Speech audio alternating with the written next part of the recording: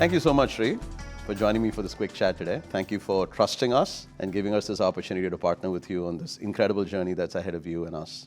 We're excited. I know that you're very, very passionate about technology. You've also been very passionate about artificial intelligence. In fact, you've talked about in recent podcasts how you've leveraged cool technology to improve food production at Schreiber. When you think about artificial intelligence specifically, how do you think it helps Schreiber's mission of doing good with food? I think there's a lot of hype around AI right now, and filtering the signal from the noise relative to that is, how do we get value out of AI and how do we help it deliver value for the business is really at the crux of creating transformation with AI. So for us, I think it starts with being able to find problems in our business that are difficult and challenging to solve, and thinking about where AI can help be leveraged to accelerate and or transform a business process. So let's take pricing as an example. Every company has a unique way that they price to their customers. They have a unique way of understanding the marketplace. So can we leverage AI to help us accelerate how we think about that complexity in our core systems? Or at our heart, we're a supply chain and food safety company. Our customers trust us with their brands to be strong in supply chain and to deliver food safely and at the quality that they expect. And it's not just AI for AI's sake, but it's applying AI to the problems of everyday business. That's fascinating. In fact, I think you get at a very important element, which is aligning supply chains and so on and so forth. Now, as you think about global operations, especially sort of the space that you're focused on primarily, what was the primary motivation for you to start to think about doing what you're doing right now with us, aligning your global operations around Agentic AI, and more importantly, why this moment? Yeah, I think we started this journey about 6 months ago, and when we started to evaluate what we needed in a partnership, we really wanted to look for a company that was AI first, that really built AI into the fabric of how they run their business so that they could help us run it inside of our business. And one of the things that I was very impressed with early on with Ascendion was that you brought a platform into every aspect of how software gets deployed to your customers and thereby our end users. What I loved about that was seeing AAVA in real life used by Ascenders every day. I imagine Schreiberians being able to leverage it in the same way. We have this really unique product called the Hive, and here recently we got to see AAVA being leveraged for the Hive, and it was a couple days of work. Things that would normally take weeks, if not months, for our own teams to deliver, done in days. And that is kind of the crux of the partnership revealed, right? It is showing how AI can be leveraged in real life, day to day. No smoke and mirrors, just practical use. And I think that's pretty exciting. Let's fast forward 5 years from now. Yep. What is it about Schreiber for you that's unmistakably different? And also, more importantly, what is it about Schreiber that you wish doesn't change? I joined Schreiber about 3 years ago now, and one of the things that has made this such a wonderful place to work is our culture and the values of the company. We're oriented around this ownership mindset. We're one of the largest ESOPs in the country. How that shows up every day is accountability to the company's mission of doing good through food. I don't want that to change, right? If I think about an AI or agentic world in the future, those elements of our culture shouldn't change. But what we do need to do is drive change and at a pace that keeps up with the external world and at the pace of business. And so what's exciting to me is if I think about the last 3 years in our growth, we're winning with the right customers and we're growing with the right customers. 5 years from today, I want to see us double or triple that growth trajectory. And I think technology is at the center of that. We will help unlock and unleash potential for our business. And I think we need partnerships like this one to help drive that accelerated growth. As I think about maybe the reason that you would point to as to why a partnership mattered in the long run, it would really be about these outcomes becoming real. Absolutely, yeah.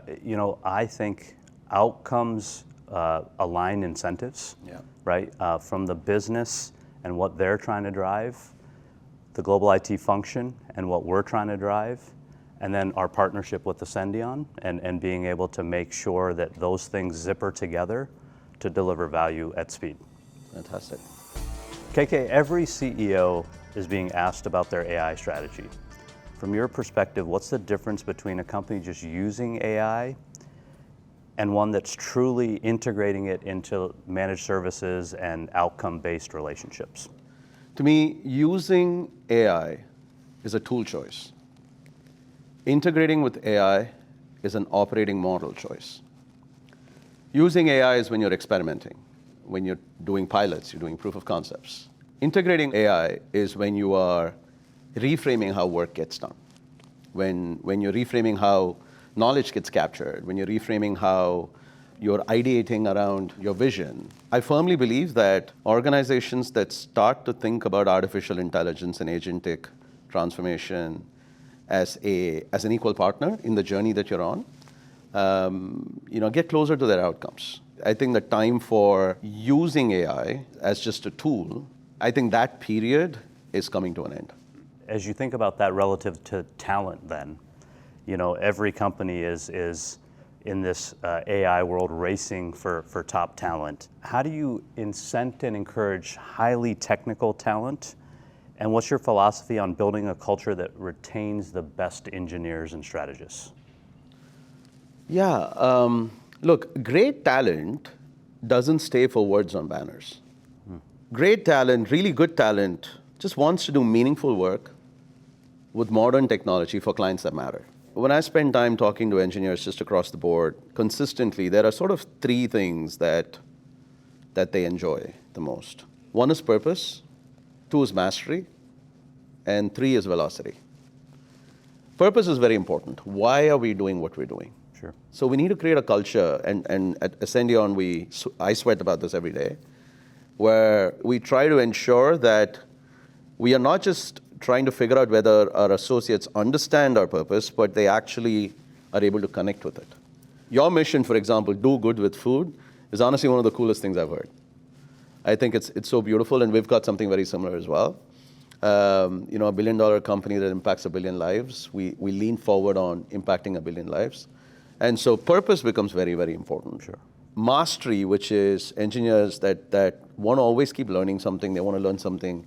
So sort of, be this forever learner, a learn-it-all culture, if you will. Fostering that is incredibly important. And finally, speed. Great engineers struggle with bureaucracy, struggle with the fact that they have to get 20 approvals to move something forward. So as leaders, we've got to create cultures where that's not possible. Right at the center of all of that, to me, is customer obsession. We think about customer obsession as an integral part of our culture. It informs all of these things. It informs our strategies. It informs the way that we work with our engineers. For example, I'm always asked, okay, what should Ascendion be doing next? I'm asked this question by my board. I'm asked this question by my developers. I've always told them that the answer to that question really lies at the client interface. Just go and have a conversation with the client and ask them, what is it that you wish we were also doing with you? Sure. And almost all the time, the answer to that question will tell you where you want to go next, right? So it's that type of a culture. It's a learn-it-all culture. It's a purpose-driven culture, and the opportunity to do meaningful work that we have to nurture for them to stay. Yeah. We've gotten to chat a little bit at your core and in your heart. You're an engineer, and AAVA's, your baby. You've helped kind of bring this thing to life. As your company grows, how do you ensure that white glove service and institutional knowledge of the client environment don't get diluted, right? AI has this transformative nature in it, but at the core is a customer with a need. How do you balance both of those needs? Like I said, customer obsession needs to be a way of life. The best way that we sort of feel that we retain that customer obsession is just to be paranoid about it. In my previous life, for example, I was part of this massive journey in a multi-billion dollar company where the CEO would do these bi-weekly leadership calls.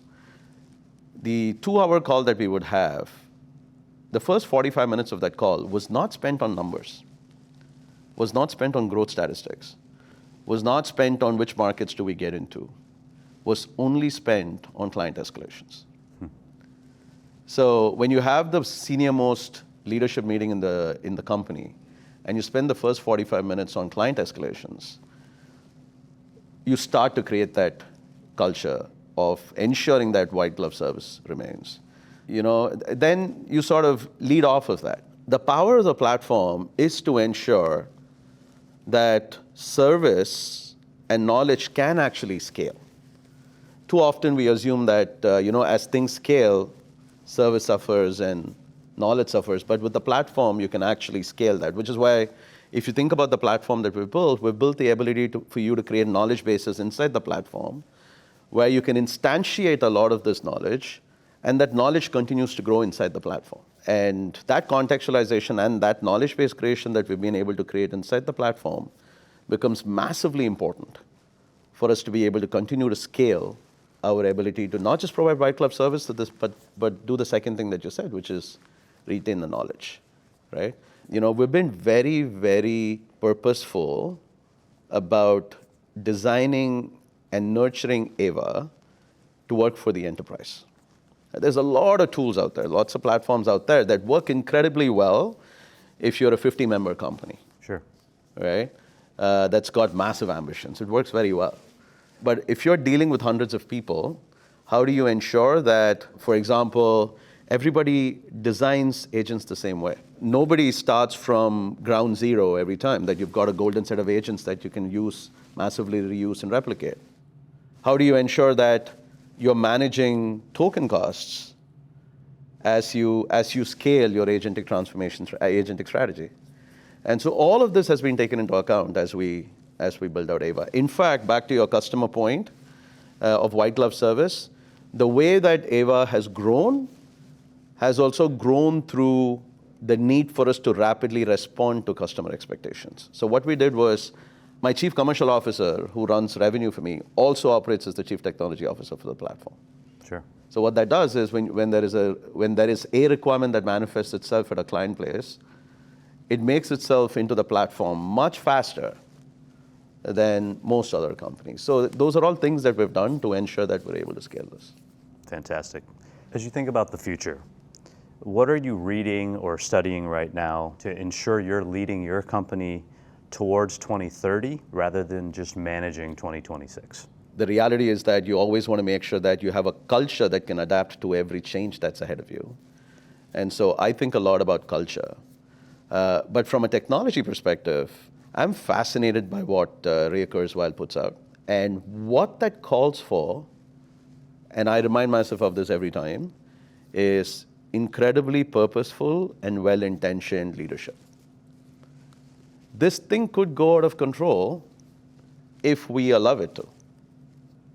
Right. Right? But that's where I think leadership is incredibly important.